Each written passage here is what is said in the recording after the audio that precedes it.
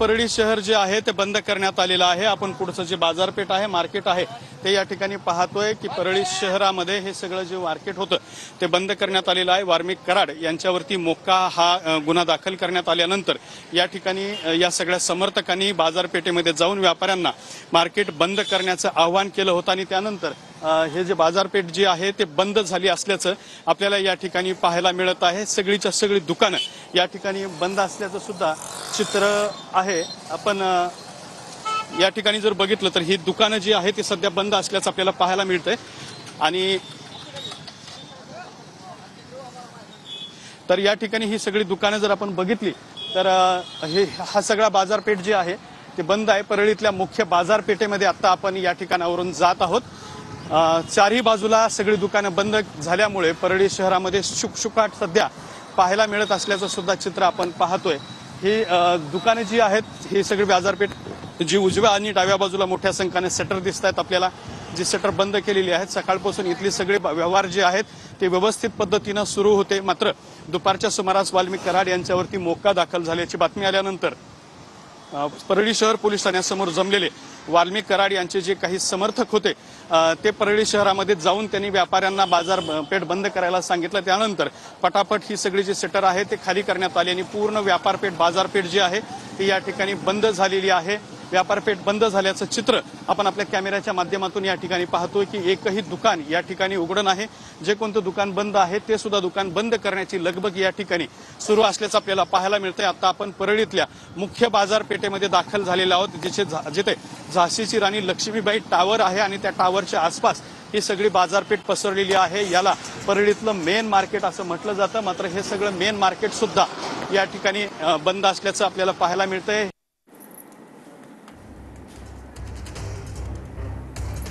ही दोन दृश्य आपण पाहतोय। कराडला घेऊन एसआयटी आता जेलकडे रवाना झालेली आहे। दुसरीकडे वाल्मिक कराडच्या कुटुंबियांचं ठिय्या आंदोलन जिथे सुरू होतं तिथल्या काही महिलांची प्रकृती बिघडली आणि त्या महिलांना घेऊन, ज्यांची प्रकृती बिघडलेली होती त्यांना घेऊन आता अँब्युलन्स रवाना झालेली आहे। मोठ्या संख्येनं आता सुद्धा या ठिय्या आंदोलनाच्या ठिकाणी लोकांची गर्दी जमल्याचं आपण पाहतोय। आज वाल्मिक कराड समर्थक चांगलेच आक्रमक झालेले आहे। एका महिलेने स्वतःवर रॉकेट टाकून आत्मदहन करण्याचा देखील प्रयत्न केलेला आहे, तर टाकीवर चढून देखील आंदोलन करण्यात आलेलं आहे। सकाळपासून वाल्मिक कराड यांच्या कुटुंबियांचं ठिय्या आंदोलन सध्या सुरू आहे। सध्या या ठिय्या आंदोलनात प्रकृती जी आहे ती काही महिलांची बिघडलेली पाहायला मिळते।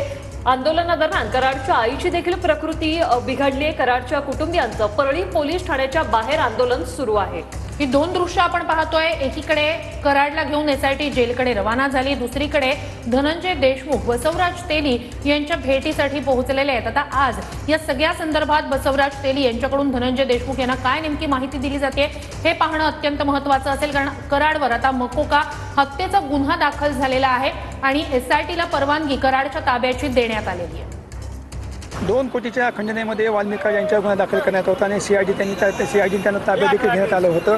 त्यामात्र पाहिलं पुन्हा एकदा सीआयडीने इकडच्या न्यायालयाकडे त्यांना आणण्यात आलं होतं। त्यानंतर पाहिलं तरी आमच्या मुलाला कुठलाही दोष नाही आहे, कुठलाही त्यांनी गुन्हा केलेला नाही आहे। या मागसाठी माझ्या मुलाला न्याय मिळाला पाहिजे, या मागसाठी त्यांची वाल्मिक कराड यांची आई पारुबाई कराड ही सकाळपासून शहर पोलीस स्टेशनसमोर ठिय्या म्हणून आंदोलन करत आहे। तर दुसरीकडे पाहिलं तर वाल्मिक कराड यांचे जे खंदेसमर्थक आहे, त्यांचे जे त्याला मानणारा वर्ग आहे, त्यांनी सुद्धा परळी शहरामध्ये राणी लक्ष्मीबाई टावर चढून एक आंदोलन करण्यात आलं होतं। त्यानंतर पाहिलं तर काहीच वेळामध्ये आता परळी देखील बंद करण्यात आली होती। आता पाहिलं तर परळी बसस्थानकामध्ये पाहिलं तर बसस्थानक देखील बंद करण्यात आलेलं आहे। संपूर्ण एसटी या ठिकाणी प्रशासनाने खाली करून त्या इथं उतरण्यात आलेलं आहे। संपूर्ण जी एसटी बस आहे ती आता बसस्थानकामध्ये नाही तर डेपोमध्ये लावण्याचं काम ते करण्यात आलेलं आहे। आज पाहिलं तर मोठ्या प्रमाणात पाहिलं तर मकर संक्रांत आहे। मकर संक्रांतीच्या पार्श्वभूमीवर मोठ्या संख्येने प्रवासी ये जा करत असतात। मात्र आज या परळीच्या बंद असल्यामुळे पाहिलं तर हे संपूर्ण प्रवाशांची मोठी हाल होती देखील आहे। अनेक ठिकाणी पाहिलं तर कवडगाव कानाडी या देखील एसटीवर एक दगडफेक करण्यात आली होती आणि या एसटीचं पाहिलं तर त्या एसटीचा काच देखील फुटण्यात आलेला आहे।